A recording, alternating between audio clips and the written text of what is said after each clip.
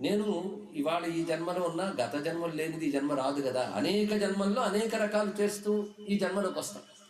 మనుష్యుడు తనకు ఊహ తెలిసిన దగ్గర నుంచి తగిన సంస్కారం పొంది చేయవలసిన పని ఏమిటి అంటే, తన గత జన్మల నుంచి పోగు చేసుకున్న సంస్కారములన్నింటినీ కూడా తొలగించుకుని మంచి సత్సంస్కారాలు అలవాటు చేసుకుని ధరించడానికి ప్రయత్నం చేయాలి.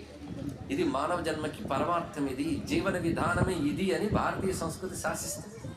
అందుకే నిత్య నైమిత్తికాది కర్మలు ఎందుకంటే జీవుణ్ణి శుద్ధి చేసుకోవడం కోసమే.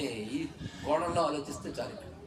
ఎందుకు చేస్తున్నావయ్యా అంటే, నిత్య నైమిత్తిక కర్మలు అంటే నేను అనుకున్నవన్నీ నెరవేరడం కోసం అండి కాదుట, చిత్తశుద్ధి అర్థం. చిత్తశుద్ధి అంటే అర్థం ఏంటంటే, అనేక జన్మల మాలిన్యములు ఉంటాయి, కర్మజన్మం మాలిన్యాలు.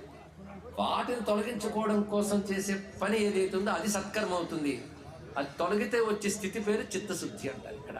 అందుకే చిత్తశుద్ధి చాలా